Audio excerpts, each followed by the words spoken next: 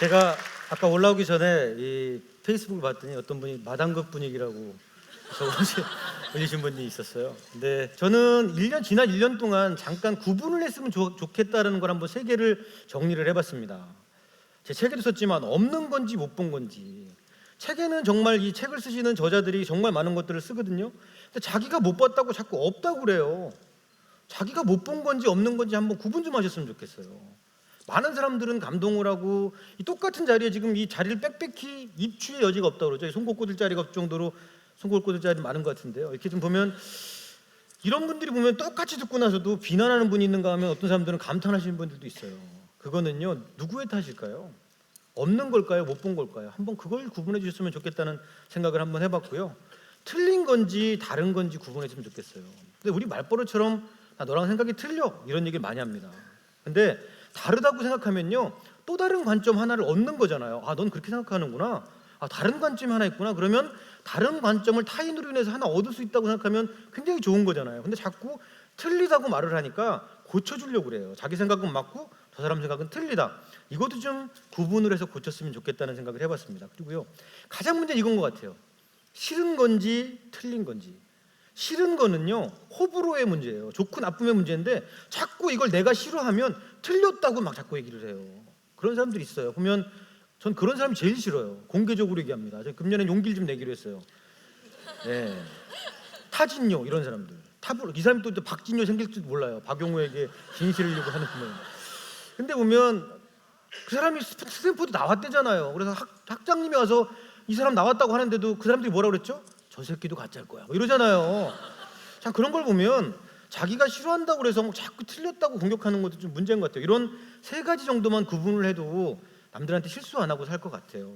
먼저 남들을 비난하기 전에 이런 세 가지만 한번 구분해서 나한테 한번 질문을 해보시면 전혀 다른 결과가 나올 거라고 생각을 합니다. 어떤 사람은요, 한 가지 말에서 만 가지 생각을 얻는 사람이 있어요.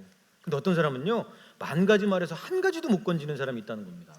여러분은 전자세요, 후자세요? 여기 계신 분들은요, 다 그러실 것 같아요. 한 가지 말을 하면요, 만 가지 생각이 머릿속에서 꼽히는 그런 분들일 것 같아서 기분이 좋습니다. 자, 저는 이 단어를 좋아합니다. 스파크 오브 지니어스. 천재들은, 이게 생각의 탄생이라는 책의 원 제목입니다. 근데 천재들은요, 번쩍할 때 수십 가지 생각을 한대요. 근데 바보들은요, 수많은 얘기를 해줘도 하나도 머릿속에 안 남는데요. 근데 저는 이 단어를 좋아합니다. 통찰, 통할 살필찰. 이거 써서 보내줬더니 우리 PD님에서 이게 틀린 한자 아니냐고, 잘못 쓴 거 아니냐고. 이게 통찰은 원래 우리가 말하는 인문세가 말하는 통찰은 그 통찰이 아닙니다. 이거는 통하는 살핌이라는 뜻입니다. 이게 단어도 있습니다. 근데 이거는요, 저는 이렇게 생각합니다. 같은 것을 다르게 보는 힘. 왜 우리가 똑같이 학교 다닐 땐 똑같이 공부를 하고 똑같이 잘하고 똑같은 선생님한테 공부를 했는데 왜 점점 나이가 먹으면 차이가 날까요? 어떤 사람은 성공을 하고 어떤 사람은 실패라는 걸 하고 고만고만하게 살까요? 여러분 생각해 보셨습니까? 그 차이가 바로 통찰입니다. 똑같은 걸 다르게 보는 힘이 있는 사람과 똑같은 것을 그냥 똑같이 보는 사람은 전혀 다른 결과를 갖는다는 것을 저는 느꼈습니다. 자, 여러분, 고객의 짜증은 어떻게 보이십니까? 정의 내려보세요. 진상들의 말. 잘하라는 격려. 이런 분들이 있어요. 잘하라는 격려. 저분은 이제 짜증을 들으시면 굉장히 기뻐하실 분입니다. 그런 회사가 있습니다. 자, 우리가 보지 못했던 서비스에 구멍이라고 정의를 내리는 회사가 있어요. 우리는 기획할 때 저런 걸 못 봤는데 고객은 짜증으로 그걸 가르쳐 준다는 거예요. 자, 이런 제품이 바로 그런 겁니다. 3M이라는 회사에서 만든 수세미입니다. 아주머니가 짜증을 내서 수세미가 왜 이렇게 네모네요? 저 사람들 들어요. 그럼 어떻게 했으면 좋겠습니까? 컵 닦기도 안 좋고 잡기도 불편해요. 한국 아주머니가 짜증을 내서 만들었대요. 제가 듣기로는. 네. 근데 그 아주머니는 3M의 명예이사가 되셨대요. 그래, 미국도 다녀오셨대요. 저게 아주머니가 짜증내서 만든 거예요. 자, 여러분, 짜증을 어떻게 정의를 다르게 내리니까 전혀 다른 일들이 벌어지잖아요. 자, 우리 보면요, 저 이걸 보시면서 우리는 항상 모든 제품이나 서비스에 기대라는 걸 합니다. 사람에도 기대라는 게 있습니다. 기대를 못 맞추면 어떻게 될까요? 당연하게 돼요. 당연하지, 뭐 네가 그렇게 해서 해야 되는 거야. 못 맞추면요, 실망합니다. 그러면 고객의 감동을 이끌어내려면 그 위를 해야겠죠. 그렇다면 기대 이상을 해야 된다는 거예요. 그러면 사람한테 기대 이상을 이끌어내려면 unexpected consideration, 기대하지 않았던 배려를 해줘야 된다는 거예요. 진짜 못생긴 남자가 이쁜 여자 데리고 다닐 때는요, 저 사람이 뭔가 있다, 대부분 저거 잘하는 사람들이에요. 기대하지 않았던 뭔가를 주는 거예요. 근데요, 막 돈 많다고 막 자랑해요. 근데 이 사람 오빠가 말이야, 막 100만 원짜리 수표, 막 1000만 원짜리, 꼭 사기꾼들이 10억짜리 수표 넣고 다니, 바꾸지도 못하게. 네. 선물해 준다고 그랬는데 이 사람이 보면은 모 브랜드 싸구려 백을 선물해. 그럼 욕하죠. 저 정도면 우리 교수님 말씀하신 채널 이런 건 살 줄 알았는데 전혀 뭐 이런 듣지도 못한 거 사주면 욕하죠. 그게 뭐죠? 익스펙테이션 밑으로 떨어졌다는 거예요. 감동을 만드는 공식도 쉽다는 겁니다. 자, 여러분, 저는 이걸 말씀드리고 싶어요. 익숙한 것들에 대해서 다시 질문하고 관점을 바꿔서 정의를 다시 바꿔라. 여러분들 인생에서 가장 중요한 단어 5개를 적어보십시오. 근데 희한한 건요, 여러분 인생에서 중요한 단어 5개 적으라고 해도 못 적어요. 왠지 아세요? 그냥 관성대로 너무 바쁘게 사시기 때문에 무엇이 중요한지조차 모르고 사시는 거예요. 꼭 오늘 돌아가실 때 인생에서 중요한 단어 5개 적어보시고 거기에 데피니션을 한번 내려보십시오.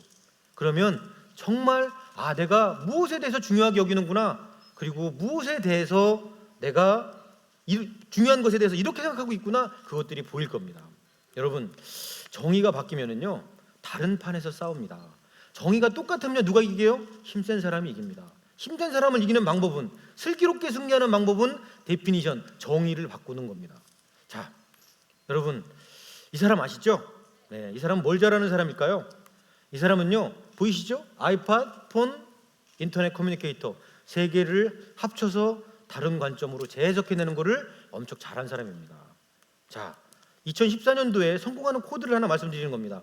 이 사람은 C&D를 엄청 잘하는 사람이에요. 있는 것들을 연결해서 새로운 관점으로 재해석해내는 거예요. 이 사람이 개발한 게 하나도 없잖아요. 자, 여러분, 경계를 허물어서 마치 하나였던 것처럼 만든 게 아이폰, 아이패드 이런 것들이 바로 그런 겁니다. 경계를 허무른 거예요. 3개가 붙었는데 어디를 꼬맸는지 어디를 버팅 붙였는지 모르게 딱 마치 하나였던 것처럼 만들어내는 걸 엄청나게 잘하는 사람이라는 거죠. 이 제품도 마찬가지입니다. Two tanks, a filter, a belt drive, a peristaltic pump, and a clutch connected to an idler pulley. Once the rider arrives at the water source, 자전거입니다. 그런데 더러운 물을 저 뒤에 탱크에다 싣고 담고 페달을 굴러서 집에 돌아오면 앞에 탱크에 깨끗한 물이 담기는 거예요. 이것도 더하기예요. 그죠? 있는 것들을 합해서 새로운 관점으로 재해석해낸 거잖아요. 이게 저는 아프리카에 우물 파주는 것보다 저 자전거 한 대 더 보내는 게 나을 것 같아요. 자, 저 더러운 물을 그냥 세워놓고 페달을 밟으면 깨끗한 물로 정수가 되는 거예요. 저기 전기가 있겠습니까? 그러니까 강제로다가 이렇게 투과시켜서 정수하는 그런 겁니다. 자, 다음 걸 보여드릴게요. 이거는 뭘 더하기 뭐를 했을까요? 이것도 새로운 관점으로 재해석해낸 겁니다.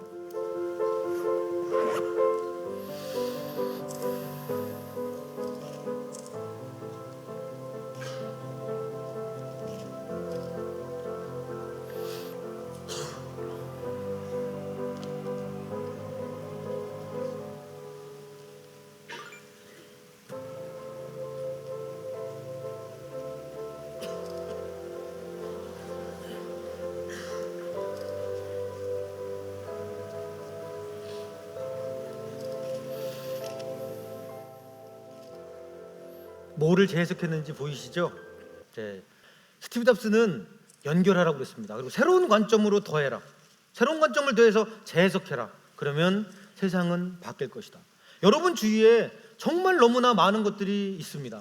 근데 그런 것들을 어떻게 연결해서 새로운 관점으로 재해석해낼 것인가, 그걸 고민하라는 말씀을 드리고 싶었습니다. 두 번째 이야기입니다. 관점을 바꿔서 잘 관찰해 주셨으면 좋겠습니다.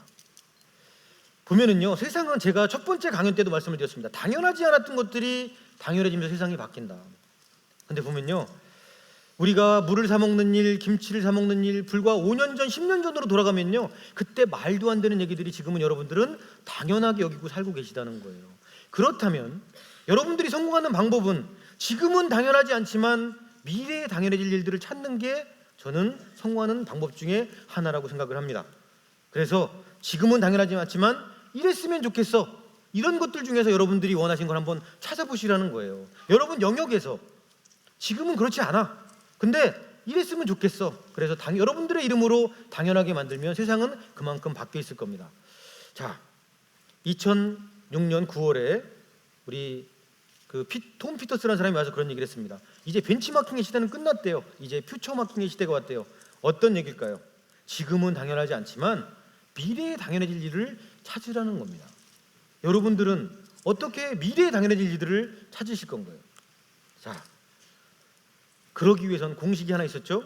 왜라고 물어봐라. 그러면 질문을 잘해서 왜라고 물어보면 답을 찾으면 방법의 근처에 성공에 같이 갈 수 있다는 겁니다. 항상 질문하고 성장은 질문을 통해서 시작된다는 겁니다. 우리는요 어렸을 때 가장 성장할 때 보면요 엄마 이게 뭐예요? 엄마 이게 뭐예요? 아빠 이게 뭐예요? 이럴 때 가장 많이 성장합니다. 근데 여러분은 지금 관성대로 사시면서 질문이 멈추지 않았나요? 질문이 멈추면 여러분의 성장도 멈춘다는 겁니다. 질문에 대한 답을 찾으면요 다르게 보이거든요. 그런데 이게 인터로뱅이라는 마크입니다. 질문하고 답을 찾고 질문하고 답을 찾고 그러면 답을 찾으면 다르게 보이는데 이런 것들이 계속 내 안에 계속 쌓이면 내재된 스키마로 계속 쌓이면 그런 것들이 융복합하면서 남들과 다르게 보는 힘이 생긴다는 겁니다. 그래서 여러분 이 시간에 여기 와서 앉아 계신 겁니다. 그래서 여러분들은 책을 읽고 계신 겁니다. 그리고 똑똑한 사람이 있으면 그 사람의 관점을 들으려고 찾아다니시는 겁니다. 왜요? 내 안에 내재된 스키마로 계속 다르게 본 것들을 쌓으려고 그러신 거예요. 여기 온 사람과 안 온 사람 그리고 세바실 본 사람과 안 본 사람은 분명히 다른 것들이 안에 쌓여 있을 거거든요. 그래서 그 쌓여 있는 것들이 융복합하면서 여러분들은 통찰력이라는 게 생긴다는 거죠. 아까 말한 통찰은 통할 통 살필 찰 딱 보면 보인다는 겁니다. 우리 현대동차도 여기 오셨는데 피터 슈라이머라는 사람은 왜 비싼 돈을 받을까요? 똑같이 현대동차에서 일을 하면서 왜 그 사람은 비싼 월급을 받을까요? 그 사람은 똑같은 걸 다르게 보는 능력이 있기 때문에 그렇습니다. 똑같은 걸 다르게 보는 힘이 생기면 여러분은 성장할 겁니다. 자, 폴 브루제라는 사람이 이런 얘기를 했어요. 생각하는 대로 살지 않으면 사는 대로 생각하게 될 것이다. 굉장히 무서운 얘기입니다. 여러분은 생각하시면서 사십니까? 아니면 사는 대로 생각하십니까? 한번 여러분한테 질문하셨으면 좋겠습니다. 자, 제가 통찰에 이르는 5가지 코드, 키워드를 말씀드립니다. 여러분 질문하십시오. 나는 무엇에 관심이 있나? 그거는 여러분이 어느 방향으로 성장을 할지 어떻게 성장할지를 결정할 겁니다. 관심 없어? 그러는 순간 여러분의 관심이 아무것도 없으면 여러분은 멈추거나 후퇴할 겁니다. 왜? 기억력은 계속 사라지니까요. 생각의 출발점입니다. 내가 어느 것에 관심이 있는지 물어보십시오. 그게 여러분의 폭과 여러분의 방향을 결정할 겁니다. 그리고 항상 교수님 말씀하셨죠. 질문하라. 질문하라는 바탕질에 물을 문자를 씁니다. 바탕을 묻는 겁니다. 본질에 다가가는 힘입니다. 그래서 계속 질문이 필요한 겁니다. 그리고 질문은 이게 틀린 질문인지 맞는 질문인지 다시 한번 질문하십시오. 똑같은 질문이 아니라 내가 지금 질문을 잘하고 있는 걸까? 답에 집중하지 마시고 질문을 잘하면 좋은 질문을 하면 좋은 답이 나올 수밖에 없다는 겁니다. 그리고 관점입니다. 여러분 저는 관점 디자이너입니다. 관점은 정말 많은 것들을 결정합니다. 이건 필터입니다. 어떻게 생각할 것인가? 어떤 사람은 딱딱한 관점을 갖고 있는 사람, 어떤 사람은 한계의 관점을 갖고 있는 사람, 어떤 사람은 말랑말랑한 플렉시블한 관점을 갖고 있는 사람, 여러 개의 관점을 갖고 있는 사람, 누가 이기겠습니까? 이 사람들은 관점을 골라서 씁니다. 근데 어떤 사람은요, 항상 싸우는 사람들은요, 딱딱하고 한계의 관점만 딱 머릿속에 있어요. 그러니까 바꾸려고 하지 않아요. 그런 사람들의 말버릇, 너랑 나랑 생각이 틀리다 이렇게 말하는 거예요. 여러분은 과연 여러 개의 관점을 갖고 계십니까? 아니면 하나의 관점, 딱딱한 관점을 갖고 계신지 다시 한번 질문하십시오. 그리고 관찰입니다. 보는 겁니다. 관찰의 힘, 관찰의 길, 책도 베스트셀러가 됐죠? 이거는요 본질에 다가가는 과정입니다. 계속 지켜보는 겁니다. 그리고 마지막으로 정의를 내립니다. 데피니션. 그거는요 여러분이 세상을 보는 기준이 될 겁니다. 이런 과정이 쭉 연결되면서 순식간에 일어나면서 이렇게 됩니다. 관심을 갖고 질문하고 관점으로 해석하고 관찰하고 데피니션, 정의를 내립니다. 그래서 여러분들이 내려놓은 정의들이 여러분의 인생을 만들어갈 겁니다. 이것들이 순식간에 일어나는 게 바로 통찰입니다. 통하는 살핌. 어떤 사람은 통하지 않는 살핌을 하는 사람이 있고 어떤 사람은 통하는 살핌을 하는 사람이 있는 겁니다. 여러분은 불통찰을 하실 겁니까? 통찰을 하실 겁니까? 자, 똑같은 저는 관점 디자인이란 생각의 축을 옮긴 통찰이라고 얘기합니다. 근데 왜 생각의 축을 옮겨야 될까요? 똑같은 축에서 놀면은요 힘센 사람이 이깁니다. 영리한 사람이 이깁니다. 그런데 축을 바꾸면 전혀 다른 싸움이 일어난다고 제가 말씀을 드렸습니다. 여러분, 축은 다시 말하면 데피니션입니다. 어떤 정의를 내리느냐에 따라서 여러분은 세상을 다르게 보실 겁니다. 여러 개의 정의를 내리셔서 내 안에 내재된 스키마가 많으셔서 딱 보면 생각들이, 사건들이 입체적으로 보이셨으면 좋겠습니다. 저는 항상 하는 얘기지만요, 성경책입니다. 성경책도 2단이라는 게 생깁니다. 다를리 끝단, 끝이 다르다는 거죠. 뭐의 차이입니까? 성경책을 2단으로 만드는 차이는 바로 관점입니다. 성경책 차이일까요? 아닙니다. 관점의 차이입니다. 똑같은 일이라도 어떤 관점으로 해석하느냐에 따라 여러분의 인생은 전혀 달라질 겁니다. 어떤 사람은 똑같은 일을 구정물 관점으로 해석해서 구정물을 만드는 사람이 있고요, 어떤 사람은 나쁜 것도 그 사람한테 가면 정수기가 돼서 깨끗한 관점으로 세탁되는 사람도 있습니다. 여러분의 관점은 과연 뭡니까? 아까 부르제가 얘기했죠. 뭐라고요? 생각하는 대로 살지 않으면 여러분은 사는 대로 생각하게 될 겁니다. 여러분, 생각을 하면서 통찰하시는 여러분이 되시기를 바라면서 이만 세상을 바꾸는 21분을 마치겠습니다. 감사합니다.